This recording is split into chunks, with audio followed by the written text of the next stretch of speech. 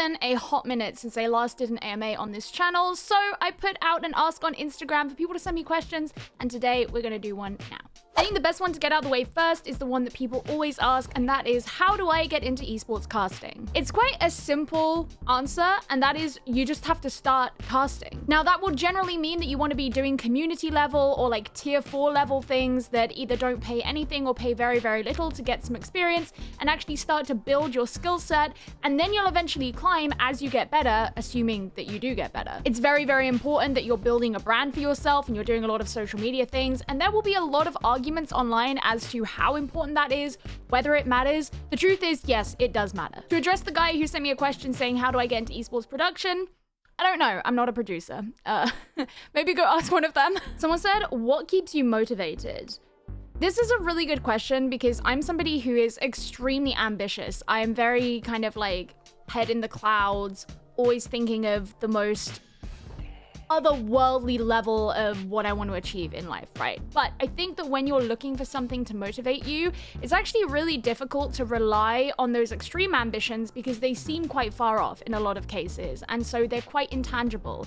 And usually for motivation, you need things that feel a little bit more closer, a little bit more achievable, to keep driving you. So for me, that can be anything from a specific project that I'm working on at any one time, whether that's a song, whether that's some content that I'm trying to work on, whether it's a broadcast that I want to be on, whatever that may be. But I would say in general for me right now, the biggest thing that drives me and keeps me going is the fact that I want to move abroad. Anytime I go through that period where I'm like, is it worth it? Do I give up? Like, you know, things are shit, things suck.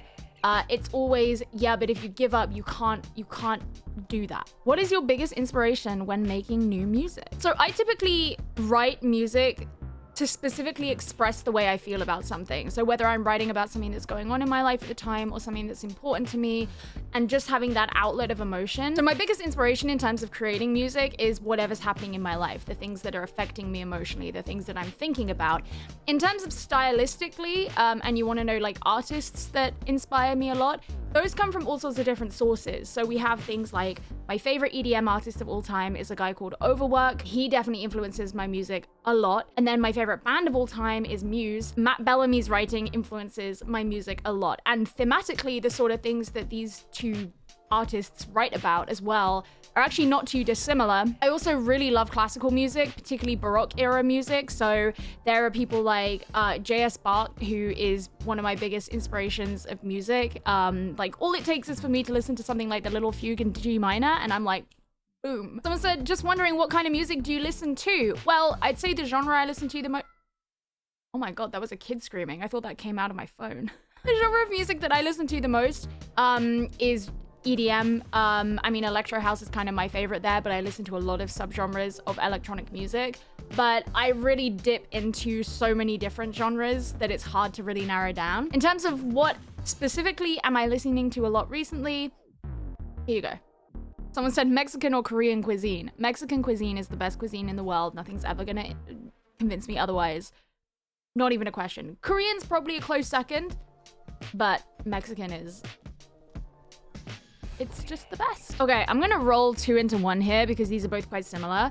Someone said, where do you see yourself 10 years from now? And someone else said, what is the next big break you need to propel yourself to who you want to be in 5 years?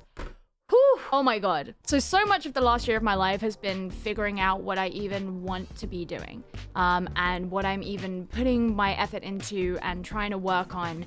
And you know, if you followed me for that time, you'll kind of notice at times I've made content about stuff and then I'd disappear, and then I would come back and I'd make content about other things and I'd disappear.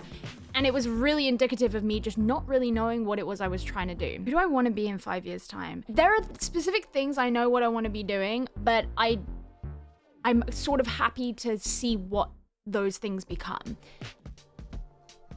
I think the biggest thing that would... okay, actually, no, easy. The biggest thing that would have to happen for me to be propelled into the person I want to be in 5 years is for me to move to the US. That, for me, is the biggest hindrance on my life right now, is the fact that I'm still in the UK, and it makes me horrifically miserable. I think me putting in the work to actually promote my music more and treating my music more as part of my full-time job. And so specifically going out of my way for release times and stuff like that, rather than having it just as a side hobby. That's something that I feel a lot more passionate about now. So I think being able to kind of build something in the music scene and what I am there is also something that's going to be really important to me. I don't even know if it counts as like a big break, but I think just being committed to consistency, especially with things like content and whatnot, and yeah, music as well, because I've always tried to treat content and everything that I'm doing as a supplement to my casting.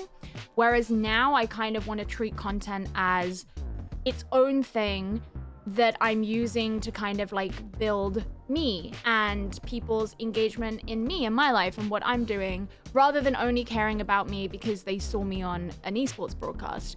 And so I think continuing with that is something that is going to be very important to me and really big for me to kind of get to where I want to be. And obviously, you know, there are other things. I mean, some of you might know that last year I was applying to modeling agencies. And so I would really like to get more opportunities in modeling. I want there to be more variety in what it is I'm doing. I think kind of moving out of the era of, you know, homogenous sort of work into having more breadth to what it is I'm doing. So for the last however many years, I've only cared about being on an esports broadcast and only cared about doing specific things on specific esports broadcasts. And now I'm like, no, I want to like be the little center of my universe and do all of this cool shit. And that does involve esports. It includes being on broadcast because I love that. It's my job, but also all of this other stuff as well. And that really excites me. And I think that focusing on that and committing to that is probably the biggest thing for me to get to where I want to be. And also someone give me a visa.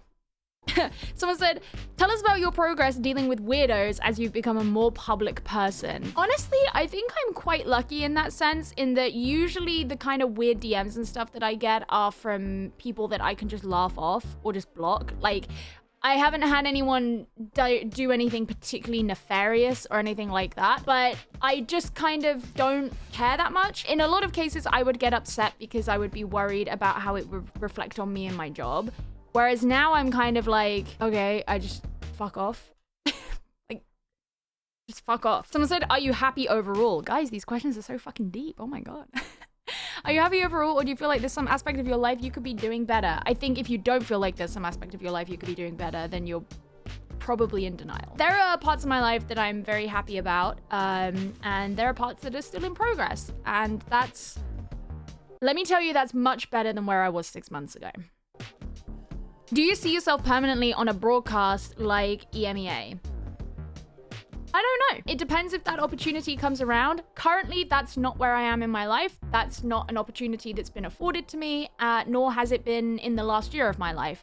I was not asked to be back on VCT after the 2021 season ended, and so I'm not moving forward with the expectation that I am suddenly going to be asked to come back. Now, obviously, VCT is not the only long-term broadcast that there is out there, but you know, if the opportunity came around, I would be super honored and I'd be like, cool, yeah, this is something that I will consider. Obviously, it depends what the opportunity in question is, but it's also not something that I am like hinging my entire life on, which was a problem that I did kind of have for a bit. So answer, I don't know. What's your favorite non-esports moment you've done? Oh my God, that's really hard to say. I think that making content with the Anaheim Ducks last summer has to be up there. I have a really good relationship with them, and making content with them was really cool. I love hockey. It's the best. Why do you have a physics degree? Because I went to university and got one. Oh my God, someone asked, are you single? You're going on the shit list. Hold on, let me go to your profile.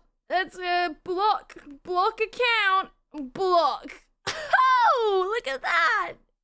Leave me alone. Well, okay, thank you guys so much for asking some questions. You guys got actually really deep, but I really hope that you enjoyed this. I hope you learned a little bit more about me and where I'm at and the shit that I'm doing, and I don't know. Thank you guys so much for hanging out with me. We're not on stream, Geo. No one's hanging out with you. You're on your own in your room. All right, I'm just gonna go. Thanks for watching. Bye.